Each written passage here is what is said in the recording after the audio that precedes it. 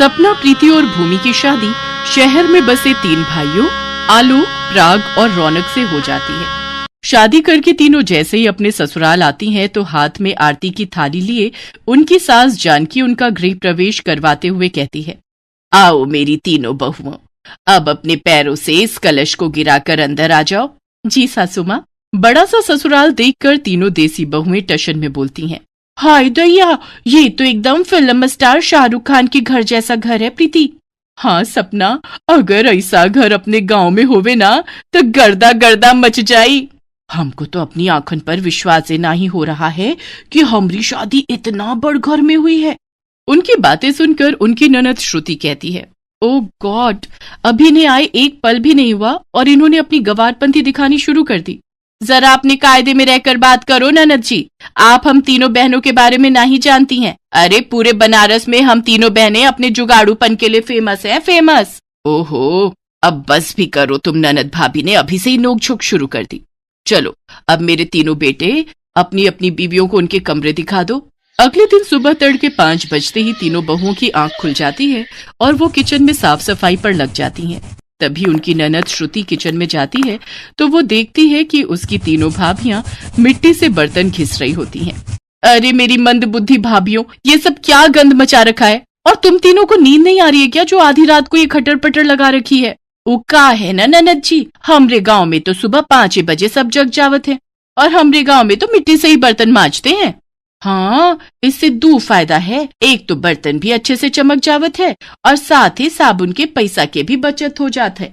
अरे पर ये तुम्हारा बनारस गांव नहीं बल्कि मुंबई शहर है, यहाँ ये सब जुगाड़ूपन मत दिखाओ और अपनी ये सब बचकानी हरकतें बंद करो प्लीज। श्रुति तीनों जुगाड़ बहुओं को झड़प कर चली जाती है। ऐसे ही कुछ दिन बीत जाते हैं। एक रोज जब वो तीनों किचन में खाना बना रही होती हैं कि तभी सिलेंडर खत्म हो जाता है। अरे मोरी मैया, ये चूल्हा तो लगता है बिता गया। अरे बहू, रोटियां बन गई हो तो जल्दी से ले आओ। अरे बाप रे, अब क्या होगा? हमको जल्दी से अपना कौनो जुगाड़ लगाना होगा। तभी उनका ध्यान पूजा घर में रखी लकड़ियों पर जाता है। बस फिर क्या था, वो 4 ईंटें लेकर आती हैं और उसका चूल्हा बनाकर उसमें गर्मा गर्म रोटी बनाकर सबको खिलाती हैं। पता नहीं क्यों लेकिन कुछ धुएं धुएं की स्मेल आ रही है। सही कहा भैया।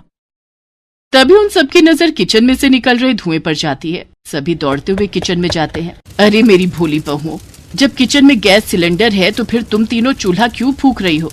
सासू माँ, आपका सिलेंडर तो कब का बाय बाय बोल गया, इसीलिए हम जुगाड़ लगाकर चूल्हा जला लिए। वो सब तो ठीक है मेरी जुगाड़ू बहू, मगर तुम ये लकड़ियाँ कहाँ से उठा कर ले आई? सासू माँ, ये तो हम पूजा घर में रखी लकड़ियाँ लाए हैं। अपनी जुगाड़ू बहुओं की हरकतें देखकर जानकी कहती है, अरे बैल बुद्धि बहुओं, वो तो चंदन की लकड़ियाँ थी जिसे मैंने हवन के लिए मंगवाया था और तुमने चंदन की लकड़ियाँ रोटी सेकने में फूंक दी। ओहो, अब जो हो गया सो हो गया सासू माँ, अब हमको माफी दे दियो। इतना कहकर तीनों बहुएं माफी मांगकर मामले को ठंडा कर देती हैं। ऐसे ही समय बीतता है। फिर एक सुबह जब सब नाश्ता कर रहे थे तो गिलास में रखा जूस रौनक के फोन पर गिर जाता है और उसका फोन भीग जाता है। ओह नो, आज ही मुझे मीटिंग के लिए बाहर जाना था और आज ही इस फोन को भी खराब होना था। शॉप वाला तो इसे रिपेयर करने में 2-3 दिन का टाइम लगा देगा। अरे पति देव, अपना फोन हमको दो, हम अभी इसे बिना पैसा खर्च किए ठीक कर देंगे। अरे मेरी गवार भाभी, इस फोन को जुगाड़ की नहीं बल्कि दुकानदार की जरूरत है। अब अपनी कोई जुगाड़पंती करके भैया के इस फोन को डेड बॉडी में मत बदल देना।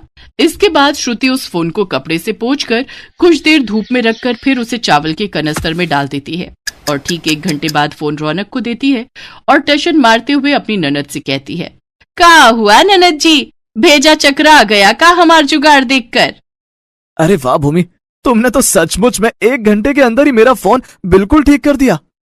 देखा हमरा कमाल, फोन भी झट से ठीक हो गया और पैसा भी बच गया। अरे जुग जुग जियो मेरी प्यारी बहुओं, आज तो सचमुच तुमने बचत करके सर्वगुण संपन्न बहुओं वाला काम किया है। हाँ सचमुच, तुमने तो कमाल कर दिखाया। रौनक और सास के मुंह से तारीफ सुनकर उन तीनों बहुओं को शह मिल जाती है। ऐसे ही एक दिन जब सपना वैक्यूम क्लीनर से घर की सफाई कर रही होती है तो अचानक से वैक्यूम क्लीनर काम करना बंद कर देता है। अरे मोरी मैया, ये बिजली से चलने वाला झाड़ू तो बंद हो ही गवा। अब क्या करे? जल्दी से कौनो जुगाड़ सोच सपना, ताकि अपना कामो बन जाए और हमरे पैसे भी बच जाए। सपना ये सोच ही रही होती है कि तभी उसका ध्यान अपनी सोसाइटी के पार्क में लगे खजूर के पेड़ पर जाता है। अरे वाह, क्या जुगाड़ू आइडिया आया है हमरे दिमाग में। सपना सोसाइटी के पार्क में जाती है और खजूर के घने पत्तों को तोड़ने लगती है कि तभी वहां गार्ड आकर गुस्से में बोलने लगता है। अरे ओ बॉडम औरत, इन पेड़ों को क्यों तोड़ने में लगी हुई हो? अरे ओ चौकीदार बाबू, अगर ज्यादा चबड़ चबड़ की ना तो हम देंगे तो को एक उल्टे हाथ का, समझे? और वैसे भी ये पार्क तो हर बाप का है का? गार्ड को 4 बातें सुनाकर सपना खजूर के घने पत्ते तोड़ लाती है और उन्हें लेकर घर आती है और उससे झाड़ू बनाकर तैयार करती है और झाड़ू लगाने लगती है। तभी जानकी गुस्से में तिलमिलाते हुए उस पर बिगड़ते हुए कहती है, क्यों रे सपना बहू, ये मैं क्या सुन रही हूँ? तू सोसाइटी के गार्ड से लड़कर आई है और ये तेरे हाथ में क्या है? सासू माँ, ये झाड़ू है जिसे हमने खजूर की टहनियों से बनाया है। अरे वाह सपना, तूने तो कमाल कर दिया, भाई मान गए तुझे, छा गई तुम तो। अरे चुप करो तुम तीनों, भला इतनी कंजूसी करके भी क्या फायदा? तुम तीनों की जुगाड़बंदी ना एक दिन सोसाइटी वालों के सामने हमारी धज्जियां उड़ाकर रहेगी। इस तरह तीनों जुगाड़ू बहुओं को घर वालों से खूब खरी खोटी सुननी पड़ती है। ऐसे ही वक्त गुजर जाता है। फिर एक सुबह प्रीति नाश्ता लेकर गुनगुनाते हुए अपनी ननद के कमरे में आती है। लगाई ले तू जब लिपस्टिक, जिला टॉप लागे ले, ओ जिला टॉप लागे रे। अरे ननद जी, ई लो नाश्ता पानी कर लो, दफ्तर खाली पेट ना ही जाना। हाँ, टेबल पर रख दो भाभी, अभी तो मैं अपने बाल सुखा रही हूँ। हेयर ड्रायर से अपने बाल सुखाने के बाद श्रुति नाश्ता करके ऑफिस चली जाती है, लेकिन उसी शाम काफी भयंकर बारिश होती है। अरे प्रीति, तुम मेरा वाला कुर्ता पजामा प्रेस करके रख देना, कल मैं ऑफिस वही पहन कर जाऊंगा। जी हमरे बलमा।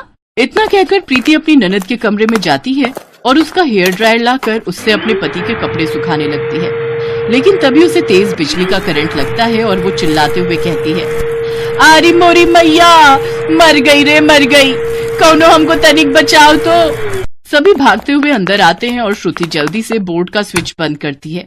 अरे ये सब कैसे हुआ? प्रीति उसे सारी बात बताती है और श्रुति उन्हें खूब सुनाती है। भाभी, मैंने तुम्हें पहले भी समझाया था ना, आज अपनी बेवकूफियों की वजह से तुम्हारी जान तक भी जा सकती थी। मैं कहती हूँ अब तो अपनी इन जुगाड़पंथियों से तुम तीनों बाज आ जाओ, नहीं तो अठन्नी चवन्नी बचाने के चक्कर में एक दिन अपनी जान से हाथ धो बैठोगी। श्रुति बेटी बिल्कुल सही कह रही है, बहू इतनी कंजूसी भी अच्छी नहीं, और जिसका काम वो उसी को साजे, कोई दूजा करे तो बुद्धू बाजे। हमको समझ आ गया सासू माँ, अब हम कोनो भी काम में जुगाड़ नहीं लगाएंगे।